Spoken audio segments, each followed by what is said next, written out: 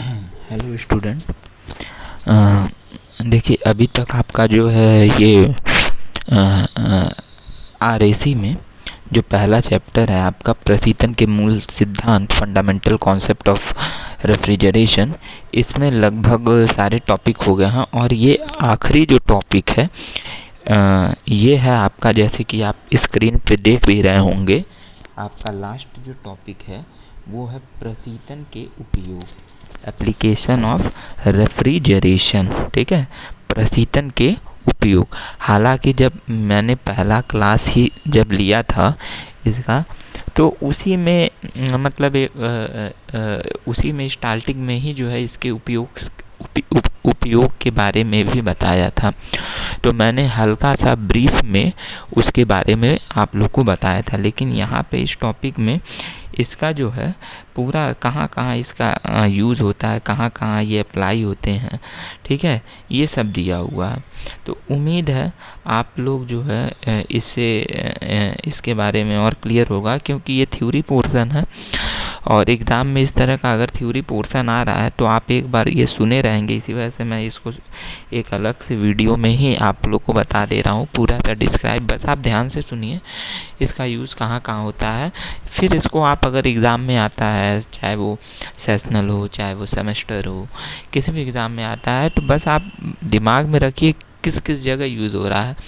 अंदर का चीज़ तो आप अपने वर्ड में भी लिख सकते हैं, वो मतलब मैटर नहीं करता है कि जो आदमी बुक में है आप वही चीज़ लिखें, ऐसा कुछ नहीं है। ठीक है, तो स्टार्ट करते हैं। आपका टॉपिक है प्रशीतन के उपयोग, इसको इंग्लिश में कहेंगे एप्लीकेशन ऑफ रेफ्रिजरेशन। क्या कहेंगे? Application of refrigeration. तो इसको जो है बहुत सारे पार्ट में डिवाइड कर दिया गया है। ठीक है, इसको बहुत सारे पार्ट में क्या किया है? डिवाइड कर दिया गया। मतलब जहाँ जहाँ इसका उपयोग हो रहा है उस सेक्टर में इसको डिवाइड कर दिया गया है। ठीक है, जिस जिस सेक्टर में ये एप्लीकेबल हो रहा है। अब इसमें बहुत सारे सेक्टर हैं, जैसे पहला तो आपका घरेलू प्रशीतन, जैसे कि आपको दिख भी रहा है, घरेलू प्रशीतन है जिसको डोमेस्टिक रेफ्रिजरेशन भी कहते हैं।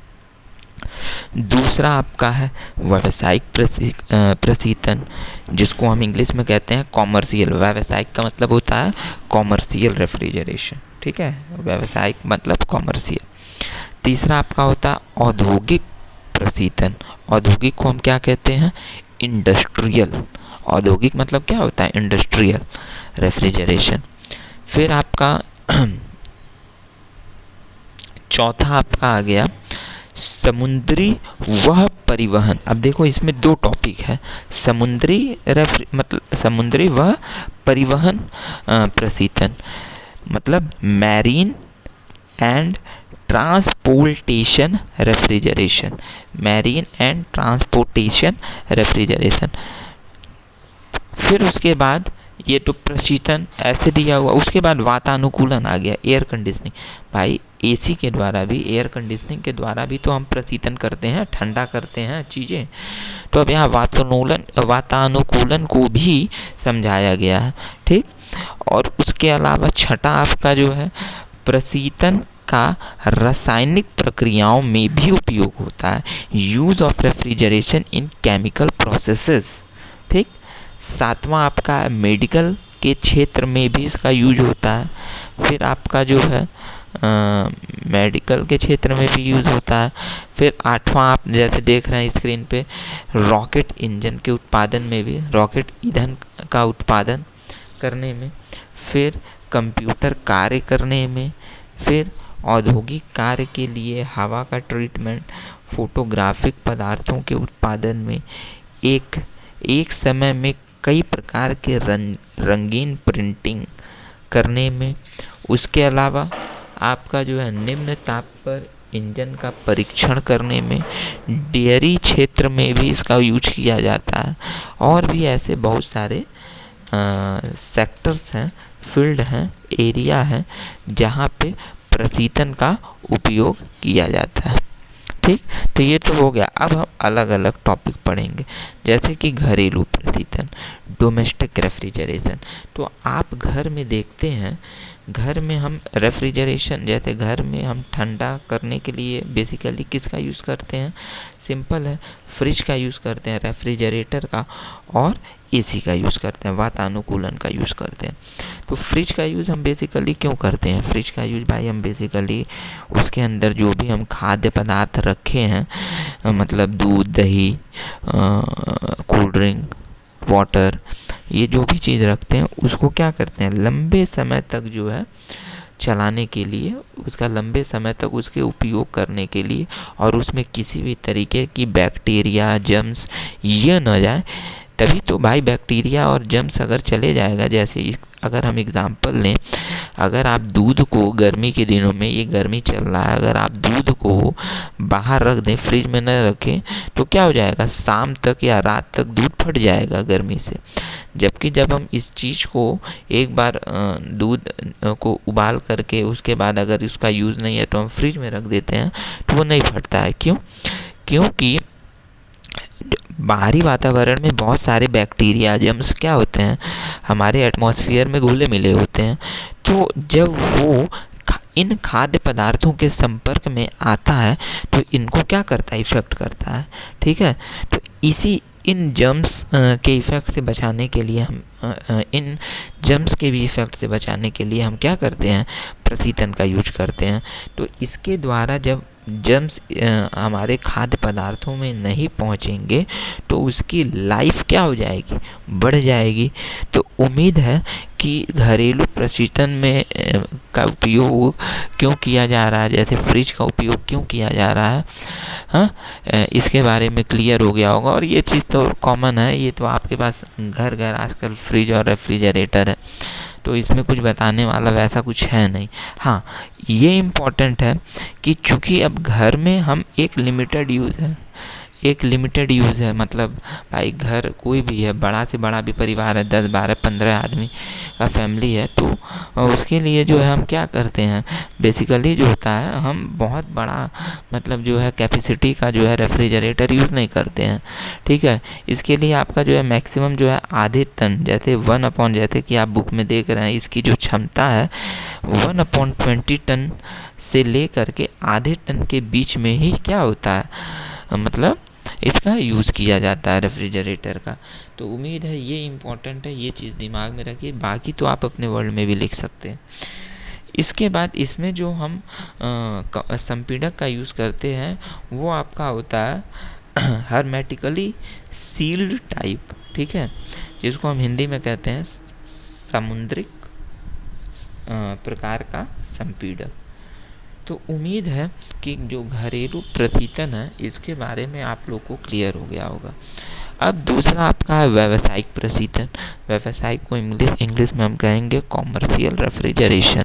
अब व्यावसायिक प्रशीतन में क्या होता है, जैसे व्यावसायिक तौर पे, अब जैसे कि अभी तक तो आप घर पे यूज़ कर रहे थे, अब सपोज़ कीजिए अगर आपका कोई शॉप है, दुकान है, ठीक है, तो दुकानों में इसका यूज़ कहाँ होता है? बेसिकली दुकानों में भी जो बड़े बड़े रेस्टोरेंट होते हैं, होटल्स होते हैं, ठीक है, इन सब जगह मेडिकल स्टोर हो गया, हालांकि अभी मेडिकल सेक्टर में इसका उपयोग अलग से भी आएगा, मैं बता दूंगा, जैसे मेडिकल की शॉप हो गई, और भी बहुत सारे शॉप होगा जहाँ पर रेफ्रिजरेटर का यूज़, फ्रिज का यूज़ किया जाता है। अब मैं एक एग्ज़ाम्पल दे रहा हूँ, मान लीजिए जैसे कि आपका जो है जनरल स्टोर है या होटल है, रेस्टोरेंट है। अगर रेस्टोरेंट में आप देखें तो बहुत सारे जो है भाई दिन चूँकि वो भाई व्यावसायिक है, वहाँ जो है हर दिन जो है कुछ जैसे एक कस्टमर आते हैं, मतलब कई सारे जो है फूड रेस्टोरेंट में बनते हैं कस्टमर्स के लिए। तो ऐसा थोड़ी ना है कि जितना बनते हैं उनका यूज़ हो ही जाता है। ज़रूरी थोड़ी ना है कि अगर एक दिन 100 कस्टमर आए तो अगले दिन भी 100 आएंगे, हो सके अगले दिन 50 ही है, 20 ही है, कुछ नहीं कहा जाएगा, हो सके 200 भी आ सकते हैं। तो अब ये जो खाद्य पदार्थ बचता है, शेष बच जाता है, उसको हम कहाँ पे यूज़ करते हैं? जैसे घरों में हमने यूज़ किया था उसको जम से बताने के लिए, उसके लाइफ टाइम को बढ़ाने के लिए, उसी तरीके से रेस्टोरेंट वाले भी इसका यूज़ करते हैं। चूँकि अब इनके लिए, चूँकि यहाँ घर में तो एक लिमिटेड है, जो भी है 5, 7, 10 आदमी के लिए, लेकिन वहाँ पे ऐसा नहीं है, वहाँ पे इसकी क्वांटिटी ज़्यादा होती है। तो हम वहाँ पे जो है, अब जो रेफ्रिजरेटर या जो फ्रीज़र का यूज़ करते हैं, उसकी कैपेसिटी जो है घरेलू जो रेफ्रिजरेटर के कंपैरिजन में ज़्यादा होती है। क्यों? क्योंकि वहाँ पे हमको स्टोरेज ज़्यादा करना होता है, ठीक। उसके द्वारा जो हमारी रिक्वायरमेंट जो है टेम्परेचर की, लो टेम्परेचर की भी ज़्यादा होती है। तो इन सब कारणों से अब जो हम प्रशीतन जो रेफ्रिजरेटर यूज़ करते हैं, उसको चूँकि हम उसका जो है कॉमर्शियली यूज़ कर रहे हैं, उसकी क्षमता, उसकी एफिशिएंसी ज़्यादा है, जिसकी वजह से, इस वजह से इसको हम क्या कहेंगे, व्यावसायिक प्रशीतन कहेंगे। ये आपका व्यावसायिक प्रशीतन की श्रेणी में आएगा, ठीक है। चूँकि हम इसका यूज़ व्यापार में अपने कर रहे हैं। आप देखिए किराने के दुकान पे जब आप जाते हैं, जनरल स्टोर पे, तो वहाँ बड़े बड़े फ्रीजर्स होते हैं आइसक्रीम के और कोल्ड ड्रिंक के लिए अलग। तो वो क्या है, वहाँ पे लार्ज अमाउंट में उस चीज़ को स्टोरेज किया जा रहा है।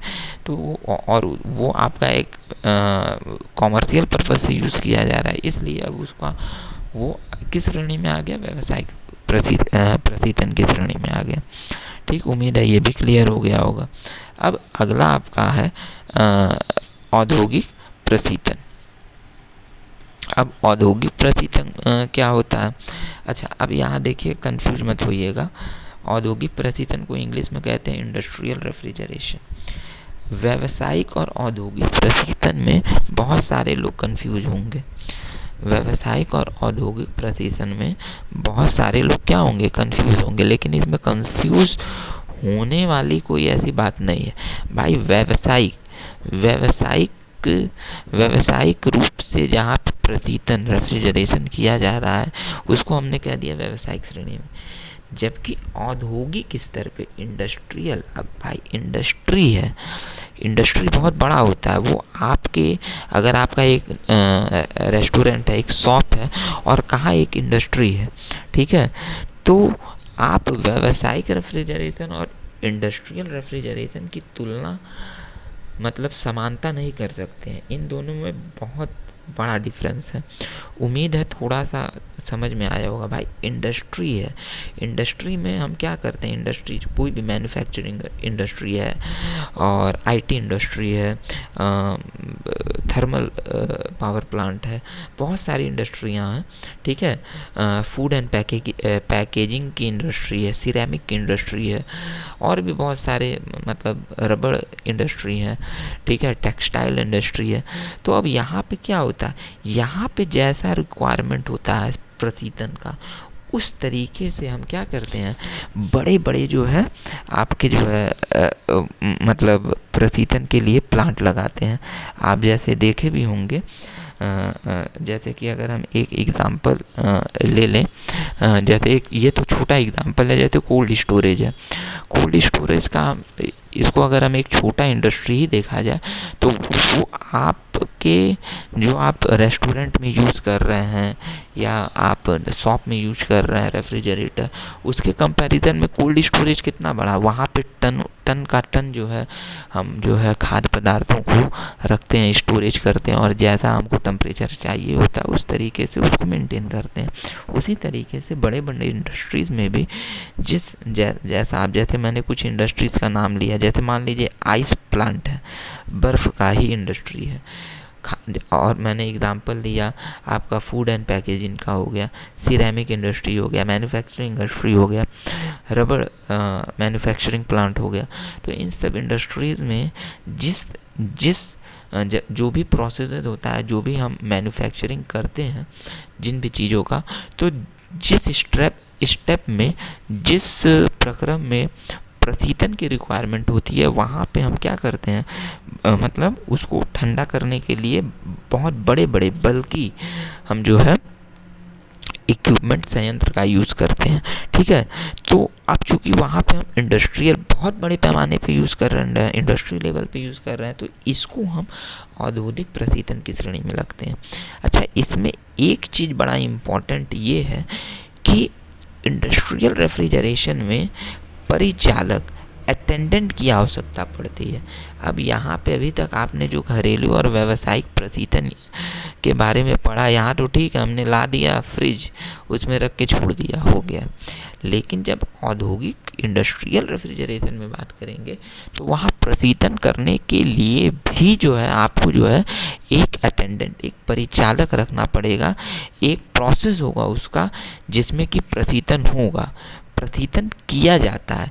वो स्वयं से ऐसा नहीं है कि इक्विपमेंट ला दिया है वो प्रशीतन कर रहा है, उसको कंट्रोल करने वाला भी कोई चाहिए। जैसे कि आप बहुत सारे थर्मोडायनेमिक्स में जैसे आपने पढ़ा था कि क्या नाम है, जहाँ पे कूलिंग प्रोसेस हो रहा है, जैसे आपने टरबाइंस पढ़े, ठीक है, बॉयलर्स पढ़े, तो वहाँ पे भी तो कहीं ना कहीं जब प्रशीतन की रिक्वायरमेंट होती है तो उसके लिए क्या होता है, जब प्रशीतन आता है तो उसको कंट्रोल करने वाला कोई ना कोई होता है।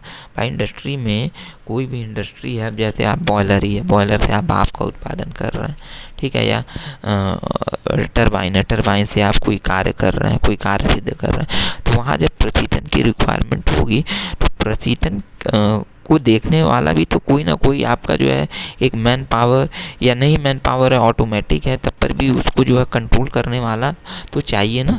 तो यहाँ इंडस्ट्रियल प्रशीतन में परिचालक की रिक्वायरमेंट होती है भाई, ये दिमाग में रखिएगा।